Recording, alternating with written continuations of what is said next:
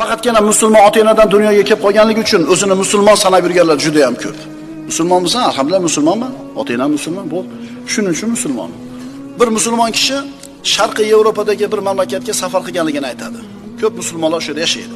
Musulmon kishi safar qilib bordi, u bilan o'sha yerda mahalliy odam uchrashib qoldi-da, musulmonligini bilib xursand bo'ldi hali musulmon ham. Yur dedi-da, olib borib bir piyola choy qo'yib beraman, olib bordi-da, o'rtaga bitta shishani qo'ydi. Yuvish kerak. Sen ham musulmon ekansan, men ham musulmon ekanman. Arabni o'rtaga qo'ydi. Ya'ni ular uchun islom o'sha kalimani aytib qo'yish, musulmon ota-onani bolasi bo'lib qolishlik, xolos. Hayotida hech qanday bu islomda asari yo'q. Bizda ham shunaqa emasmi? Ha, yer yuzidagi 1,5 milliardga yaqin musulmonning sanoqi aytilayotganda, boyagilar ham musulmon qatorida bor. Musulmonlarning qorasida bor o'shaning ham raqami soni. Lekin hayotini qarasangiz, islom uni hayotdagi yo'qligini ko'rasiz. Ular uchun islom faqatgina 5 mahal namoz, roza, umrda bir marta haj qilib qo'yishlik, boshqa paytda o'zlari xohlagan ishlarni qilishadi.